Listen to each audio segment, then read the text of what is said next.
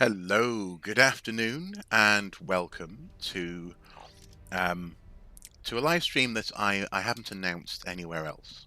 So I haven't put this on the typical Archaeo Soup social media because I want to just enjoy this experience here on the Archaeo Soup Gaming YouTube channel specifically. And it's the demo of a game called The Shore, which I have played before.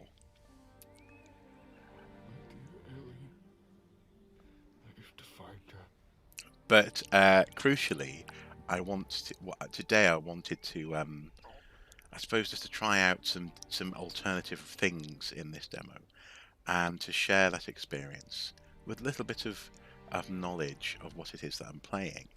Um, in particular, I want to be able to share and talk about the the the beauty of this game for a demonstration of a game which is like set to come to, for example, Steam and essentially PC later this year. This as a demo is really quite beautiful, and I love that we begin the whole experience faced by a slightly bedraggled-looking seagull and next to the wreckage of a ship. On the shoreline, it looks somewhat like Iceland or something like that.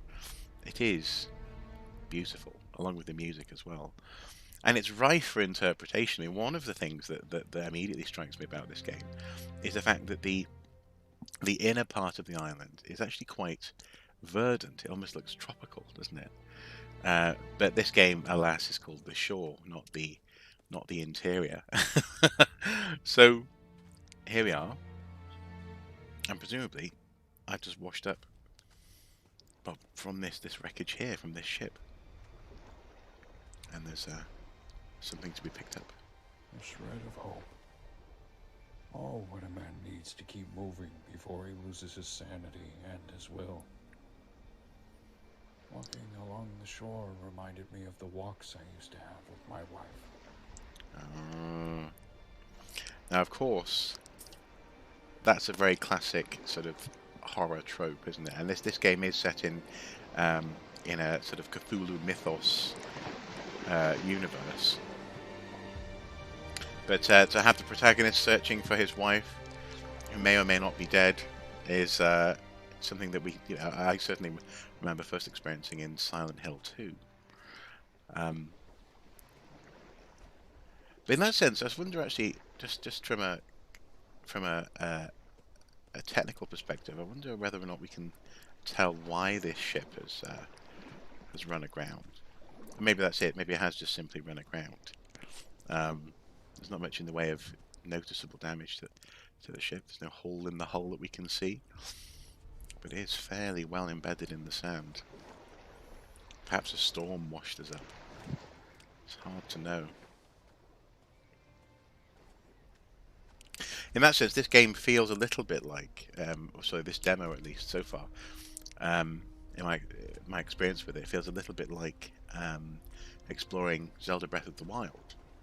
It's a landscape that demands that you pay attention to it in order to try and understand where on earth you are, and also maybe some of the story of where you are.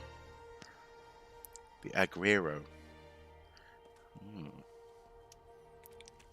They speak of a fisherman who was lost in a stranded sea. He never came back. Now I know where he lies. What misfortunes could have drove him here? That's a good question. In that sense, it feels a little bit dreamlike, doesn't it? A little bit like we've washed up, I don't know, on the shores of a place that's not quite real. That's actually underscored really by the presence of these candles. Like how would they still be lit? Well, unless there's someone just around the corner who's been lighting all these things for us. This is something that we often come across in, for example, in the dungeons in Skyrim. We often ask that question: who's lighting this stuff? And actually, in the case of the Skyrim Archaeological Survey, we did manage to come to some conclusions about the fact that the Draugr themselves are somewhat responsible for the care and management of the spaces that they live in. But this is a strange thing, isn't it? There's an arm on a rope. Cthulhu, Rila, Waga, Nag, Fatang. Oh dear. This guy's gone full off the deep end. I've offered my right arm to speak the correct words in his absence. Only pain accompanies me towards my demise. I was forced to leave the lighthouse. There's something wrong in all of us. Only the slumbering God can save us now. Slumbering God. Now, presumably, What is he talking about? yeah, indeed, what is he talking about? Presumably, these are the residents of the lighthouse. Well, this is an arm from one of the residents of the lighthouse that we just saw on the horizon, just around here.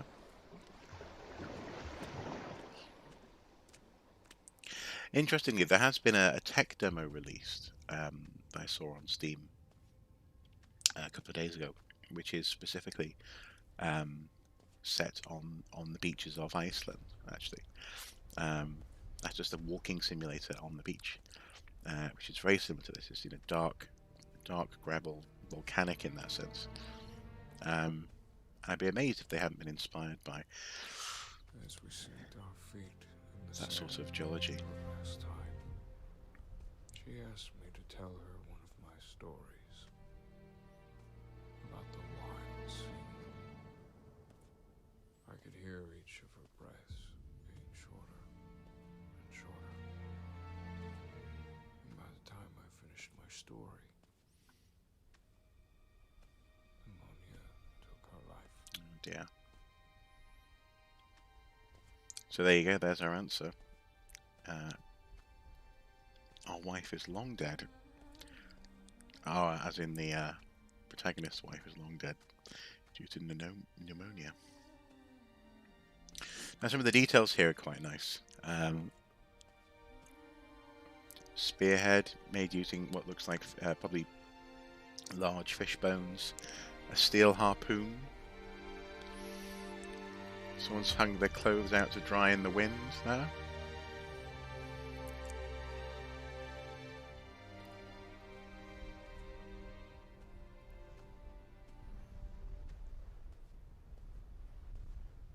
Wonder what this setup is for. Maybe it's also for drying something out. And someone's lunch. So someone was fairly recently here. There's a seared salmon, a pot lid. And of course, the lighthouse. Let's go in.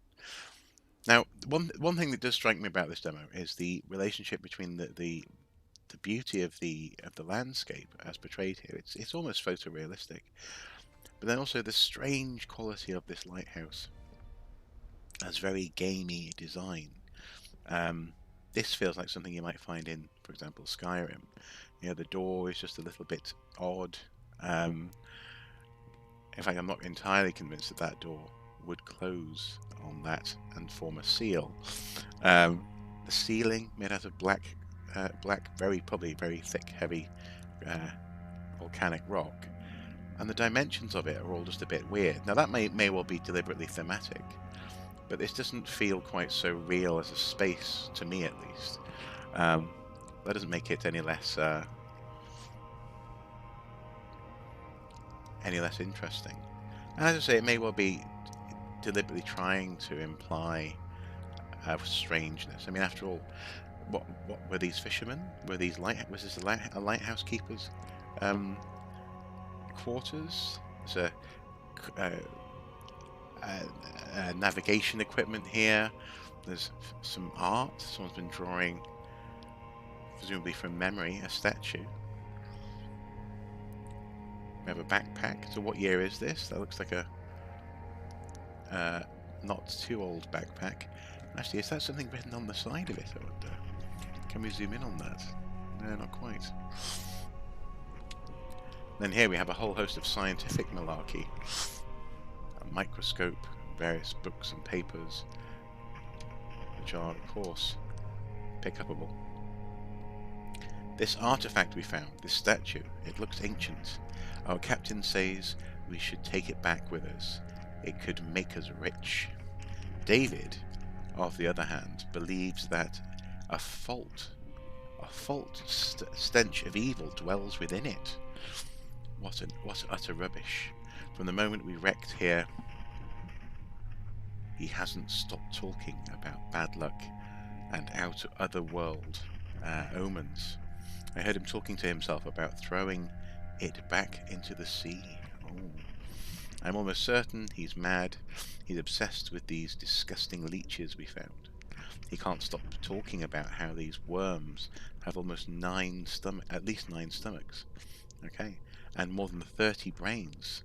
And at least 18 testicles. He talks about that.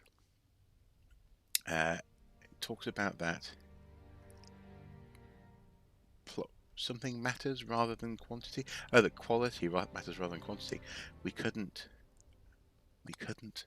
stop. He couldn't stop. We could stop making jokes about it last night. After that, he took it personally, as if we were mocking him. He moved to the 3rd floor of the lighthouse to continue his little experiments. So I have to say, something I have noticed is that some of the language in the game, the documents, etc., are the English isn't great, and I believe this is being made by a French-based team. So maybe they do need to refine the language if they. Well, again, unless it's deliberate. No eyelids, short blue tongue, shark eyes. I tried to speak with them, but in return they hissed and growled and made all kinds of weird noises. No trace of language. Fish-like deformities, etc. So clearly these guys here, they were shipwrecked and started doing all sorts of experiments. There's a microscope is looking at some, well, worms, it seems, on the plate. Oh, what's this? It's an abnormal body shape. No symmetrical shape that could be defined. A logical form. Unsymmetrical mouths or asymmetrical mouths all over its body. Oh, blimey.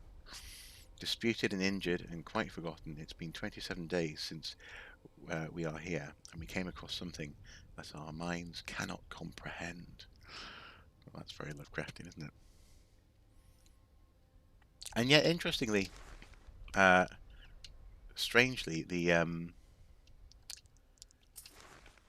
everything seems in quite good order. You know, the candle looks like there's another lit candle just there, so things aren't too bad, or haven't too recently turned bad. If we go to the 3rd floor, where he was left to do his little experiments. It's quite a nice wooden chest actually there, isn't it? And there's a boat, which presumably we're trying to get to that boat. Just over there in the bay. In this demo. Maybe there's an escape that we can achieve. The music is quite good as well. It really sets the tone of ominous mysteriousness. And of course we have to visit the lighthouse top. So let's turn on the light.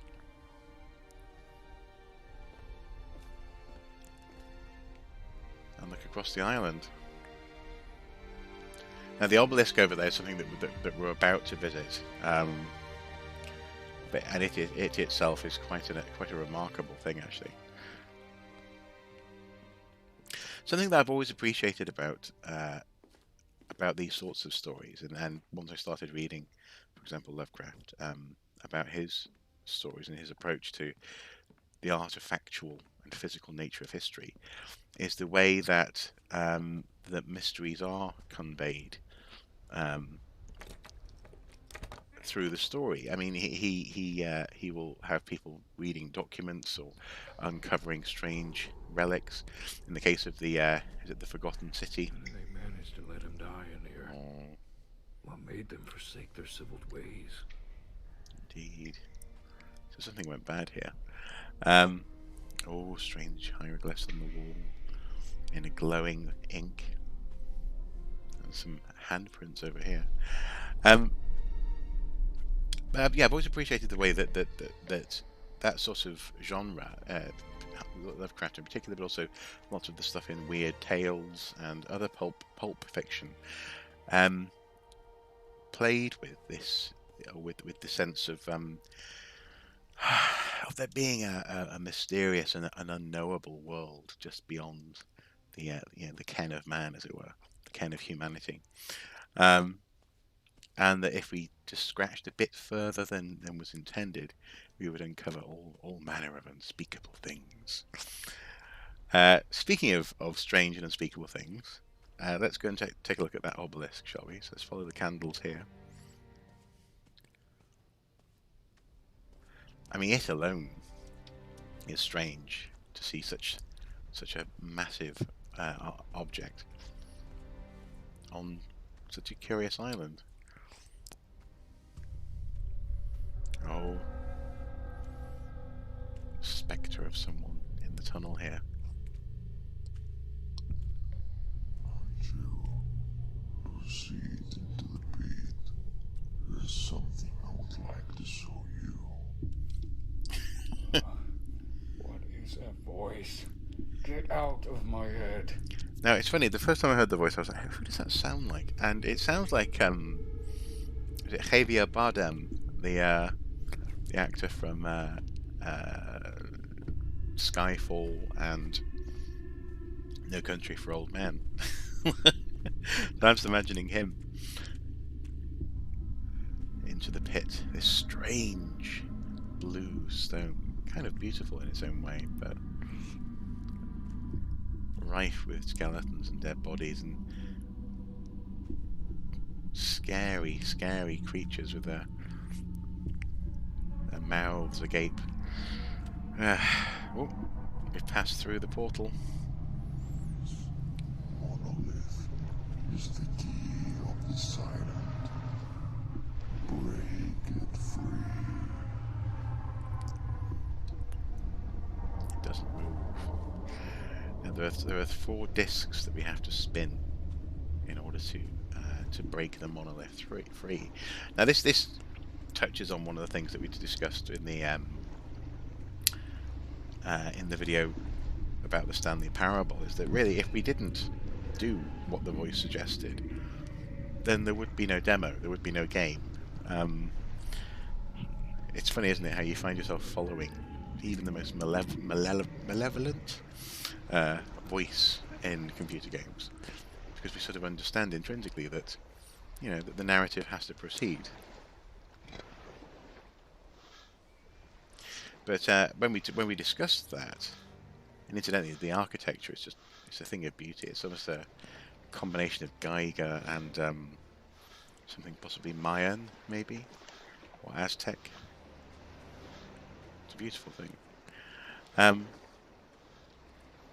But also we discussed it, I suppose, in that video as well, how in the same way, it is our interaction with the artifacts and physical nature of history which actually creates the narrative in a very similar way. Without human consciousness interrogating these things, interrogating anything, then they are unstoried.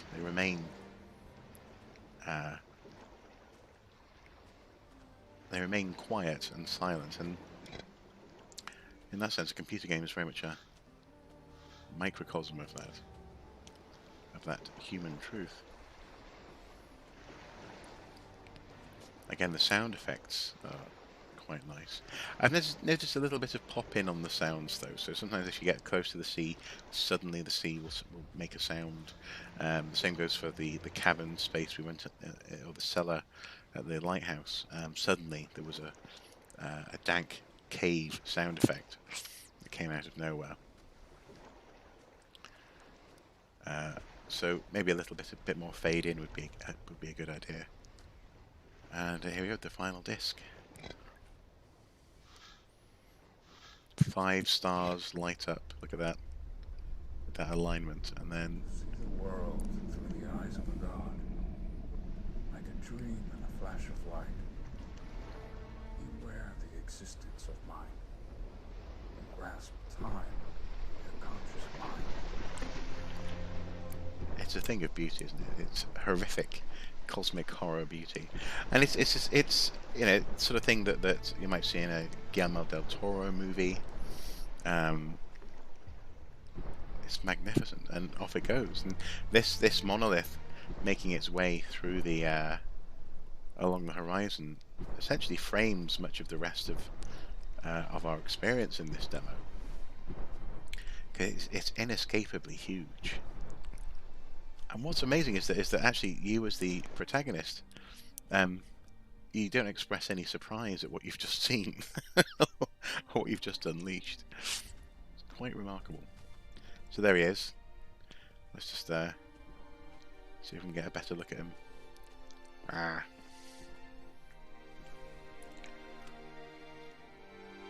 Starting to walk along now. So now we should be able to proceed beyond. There's a gated off area just over here, which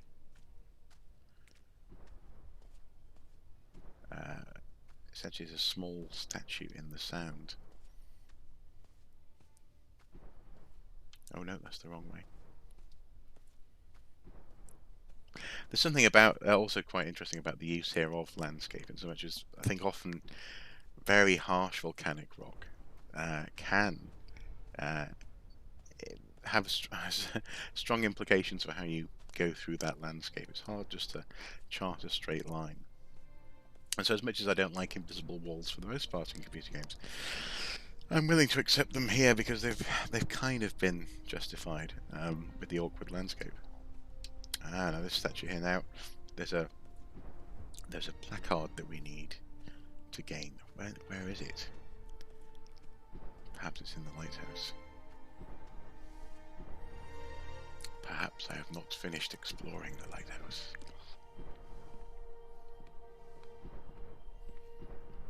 I like the wood table saw here. Implications of the upkeep for the building. And this is presumably going to be set in the early 1900s, as so many of Lovecraft's stories are. Oh, yes, the statue, of course.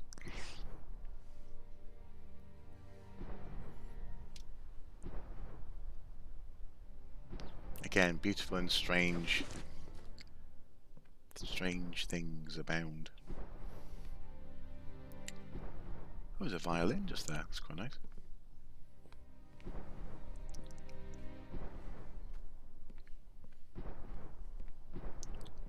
If we go up here,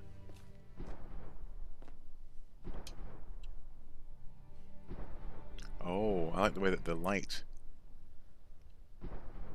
is seemingly having an effect. Oh, actually, where is that light coming from? Must be coming in from up there. Oh, it's from the lighthouse. It's reflecting up there. Let's check our inventory. No, we do not have the placard.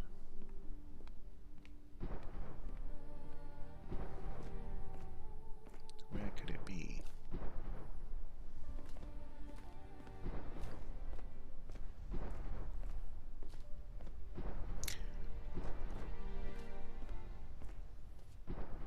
See, we can hear it. Where is he? There he is. Also, there's a strange purple rock down there, which has landed near where these people are living, which I think possibly had an effect on them. But I guess we'd have to wait for the whole game to have a full understanding of that.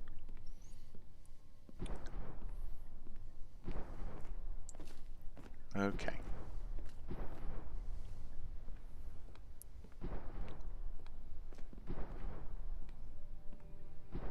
Somewhere here, actually, maybe it's down in the cellar, actually, in the basement with the dead prisoner, who presumably was part of their team. He must have been, might have been the guy who was rambling on about. There it is. Yes, symbol of one of the elder things on a plaque. And there are two different gates that we can unlock. One of them, in my experience hitherto, essentially leads to a beautiful, leads to a beach, quite a nice beach. But you cannot really proceed beyond it, which is a real shame. So I'm not going to go in that direction. And instead, I want to try this direction. And really, it's just this point at which we break away from my previous experience with this demo, which is quite exciting.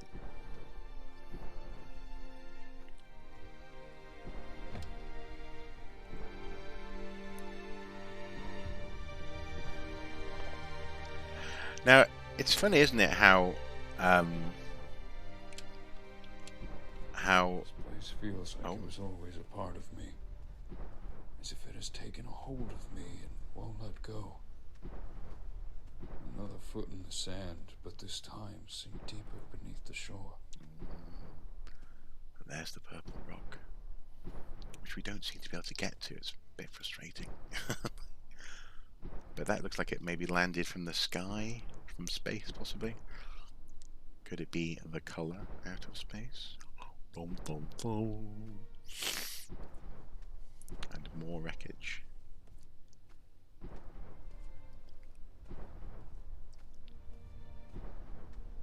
Another seagull. It's interesting how the seagulls don't seem to feel that particularly scared of you. But then again, I suppose if they're existing on an island where there's a potential for a monolith walking along through the sea, maybe they wouldn't be particularly scared of people turning up. Oh, I don't want to smash the egg.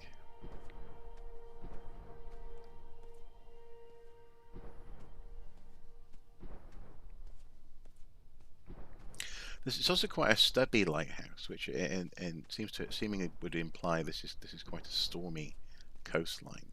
Often the shorter, more chunky lighthouses are built to stand up to the worst of the northern seas in particular. So maybe that's why there's so much ship wreckage around. Is there anything here? Nope.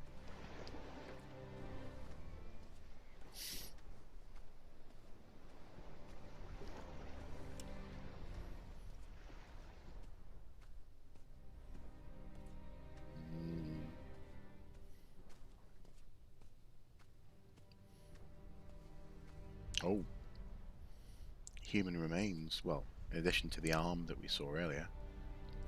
What happened here?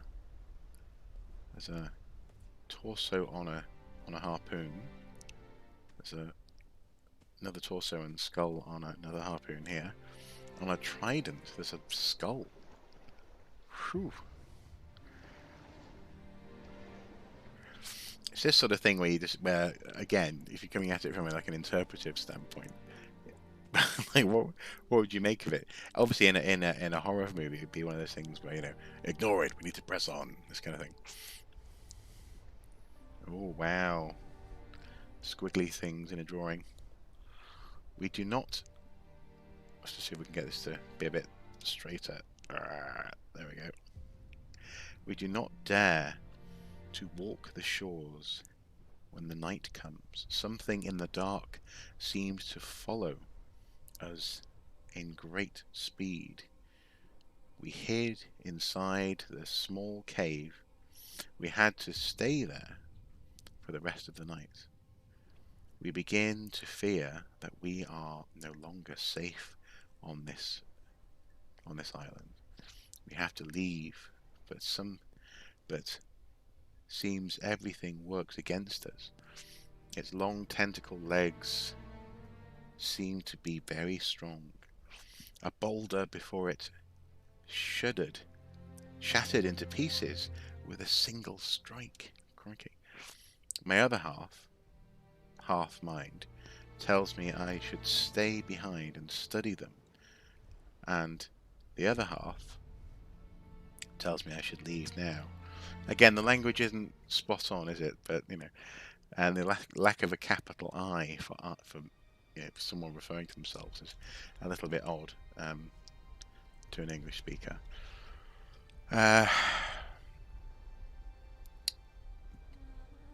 John, one of the crew members, found a camera if we get it to work, we should try taking a few pictures.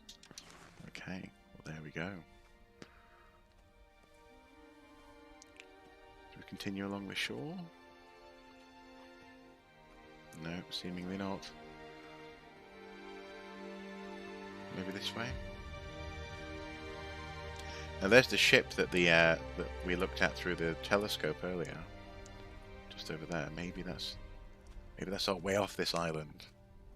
Even though we haven't found our seemingly dead wife.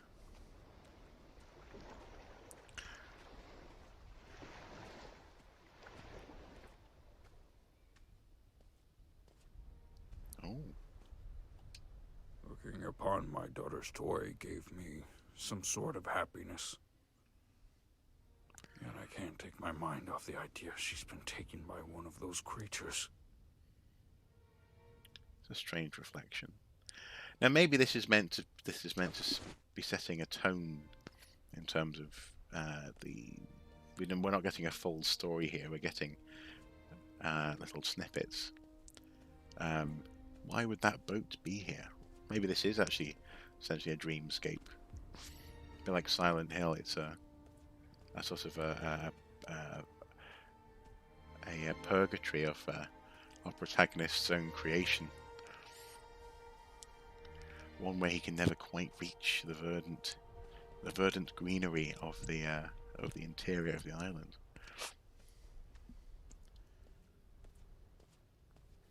Well, there's the boat. Let's see what happens when we get there. Should we go to the boat or should we head up here? Let's go to the... Oh! More skeletons. Solitude and peace is what a soul seeks after being free. Did they die in vain? It appears they were murdered. What a horrible way to find solitude. Well, yes. Also, these people appear to be dressed in clothing which is a little bit... possibly a little bit more... modern. I wonder what year this game is set in. Although here's a fairly old camera though. Some photos. Oh, a skeleton. Hello, sorry.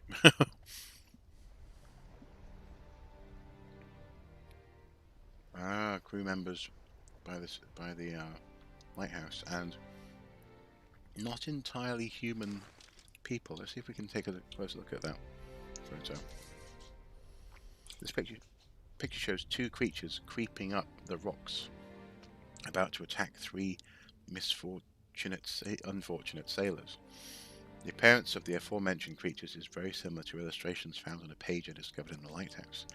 It doesn't make sense. I thought those creatures were a figment of someone's imagination, but here they look so real. Could this be a picture and the bones be... could this picture and the bones of those men be proof of their existence? Potentially. Blimey.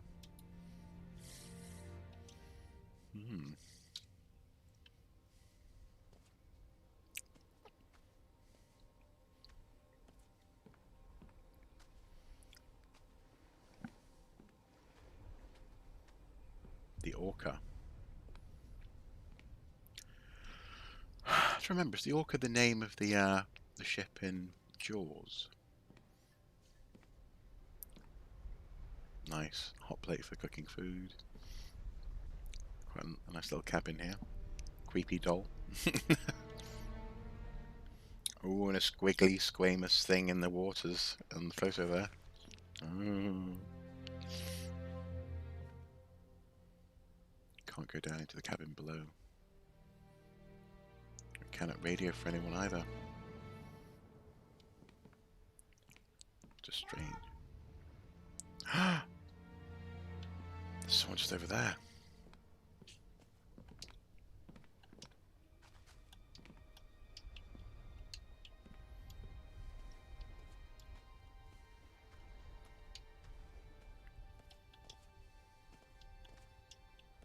Oh.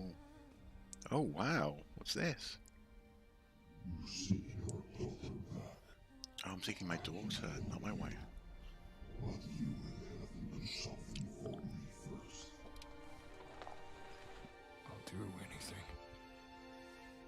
Anything to see her face again. Why me?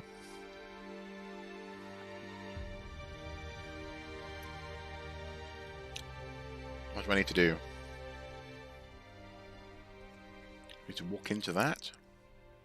Okay.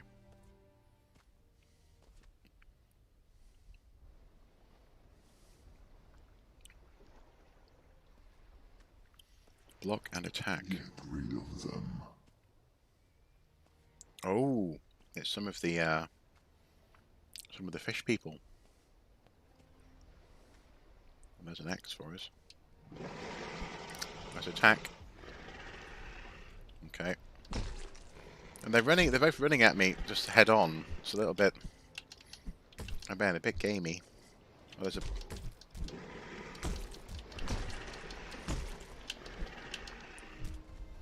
Which is not the most impressive first-person combat I've ever seen, but it is thematic. I'll give them that. How strange. Why would, whoever voice that is, so it was a bit Christopher Walken there. Why would you, your tone, it's all wrong. Why would that voice want, oh, there's a whale skeleton, want me to attack the, those creatures? Oh. Is that us in fishing gear, in diving gear? Yep, okay, so we're in a diving suit. Where do we go from here? Into the sea? Again, I suppose as a demo, this is, you know, it's a good transition from sort of set piece demonstration to demonstration. Through the depths, you will find your destiny. More wreckage. So interesting, isn't it, how different developers choose to portray wreckage and ruins in computer games. Often there's a certain predictable order to the way that it turns up, and the way that it's, you know, placed, as it were, which we simply don't see in real world marine archaeology, for example. Like that, I wonder how that submarine got there. Maybe it also was washed up in a storm surge.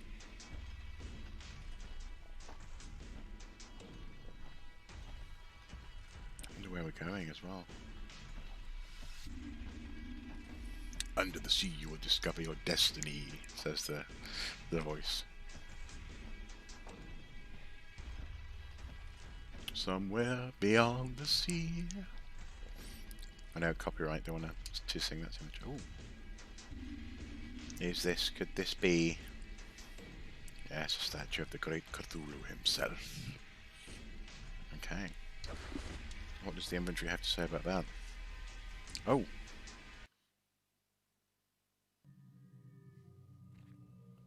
Fated black. Oh my, oh my.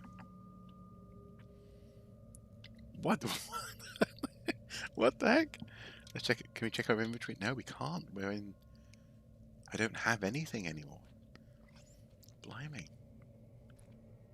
What is this? Is this a sort of like a latter game event where we're in some dark Yog-Sothoth? Oh. Oh.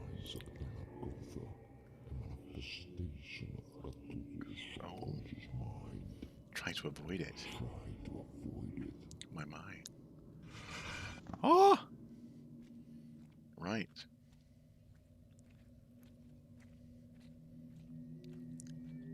Is that Cthulhu's subconscious mind? Oh my.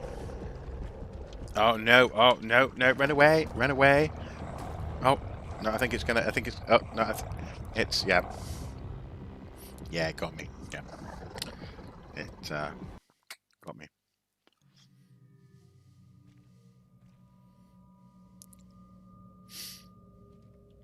Is there a sprint? Because I'm using the controller. Wonder if there's a, let's see. Settings, view controls, controller.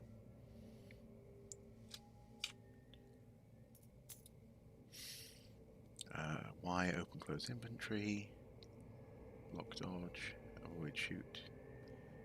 hold left thumbstick sprint. Okay, in the void only. I'm with them, see where I am. In the void, in the void. Okay. Yeah, okay, there's a bit of a sprint. It's not the strongest sprint I've ever seen. Well, off we go. Try and avoid the crawling, squiggly. Through the door.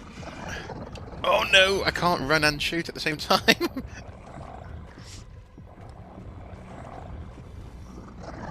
That's unnerving. I don't know where I'm going. Oh, oh, oh. Looks like he's catching up to me. Oh, keep running, keep running.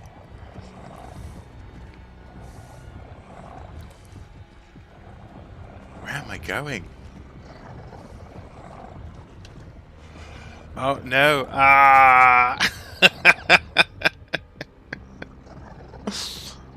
Blimey.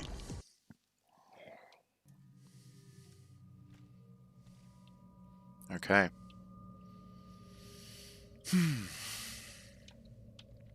We can do this.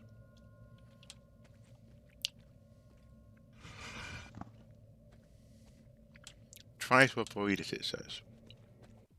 Doesn't appear to be much in the way of any other instructions. Like, where am I heading to?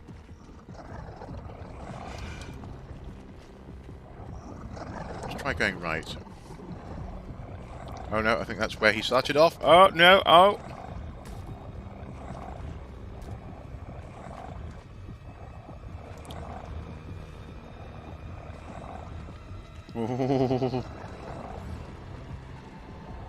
The inability to run and shoot is quite unnerving. Almost as unnerving as this. Okay, we can shoot the scaries.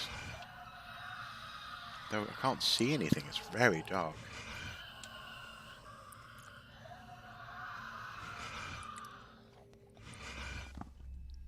Oh.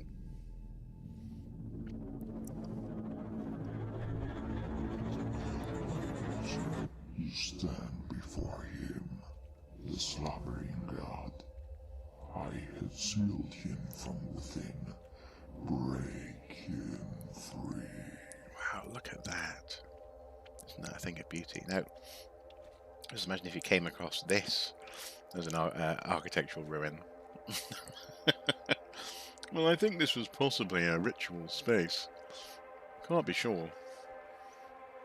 In fact, what I might do, I might just take a screen grab of this, because it's pleasing. Pleasingly unnerving. There you go, screen grab of that. I think so. Let's see. There we go. I think it might be ritual. Yeah, yeah. Do we shoot our beam at that? Oh.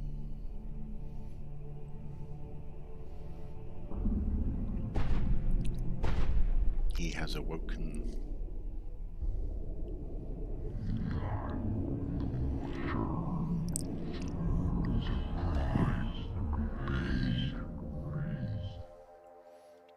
My, oh my.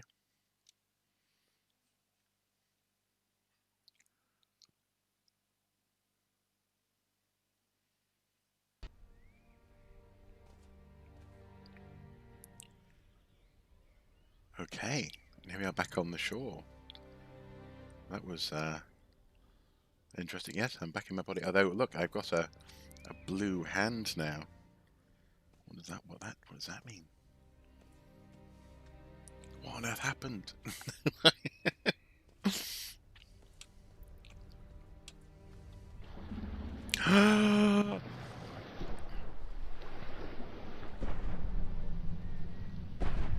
Oh my goodness, he's so massive. That's unnerving. Hello. Thank you for playing. Well, there you go.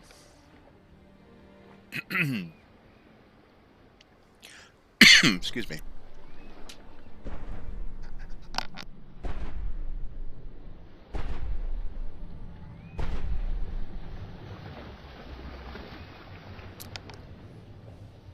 So designed in the Unreal Engine. Thank you, everyone. I hope you enjoyed the demo. Due to coronavirus lockdown, the narrations were recorded using a cell phone. Okay. I wanted to thank everyone who helped me with their positive energy from social media. Has made this come true and kept me going. What you saw in the demo is just the tip of the iceberg. There is much more to come. All the characters in the game were created based on real life something or other. You can reset the story and play again from the beginning. Settings. Reset story. Please send us feedback and report any bugs you found. What a wonderful way to do a demo. And I should for the sake of openness and clarity, say that I've been following this game on its social media for a while now, and there's actually currently a crowdfunding campaign to finish off the project, which I have decided to support as well, because I think it's particularly important at the moment to back creative people and people who to support those things which we want to see come into the world. The same goes for museums and heritage sites, which are suffering at the moment as well. And I think if you can afford it, and I just about at the moment can, it's important to support people, especially artists and the like. And so I decided to support this project. That was fun. And in particular, the reason why I wanted to play it on this channel was that I love the way, in fact, the game implies a lot through narrative. Now I've just put this back to full window, borderless. There we go. Implies a lot through narrative, which is revealed via the landscape and via what it is that you uncover as you go. And oddly enough, I think I personally find the landscape of the shoreline more intriguing and beautiful than even here he is again, than even the strange void world that we saw. It's more intriguing and more curious to me. And I like it. I think I'm a sucker for atmosphere in anything that I play. And I don't think I'm alone. I think an awful lot of, in particular, archaeologists who play computer games are very similar. It's understanding how design and cultural associations and other things that we all bring to these games, not least, of course, our own world experiences, sort of conspire to create what we think and feel as we play. That was fun. Well, guys, thank you for joining me, and thank you for subscribing to this channel. It's we started small once more, but I think this was the right place to play this particular computer game today. And there we go. Oh, we're back to the start screen.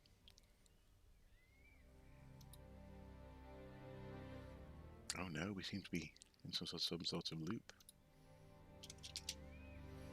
Okay, cool.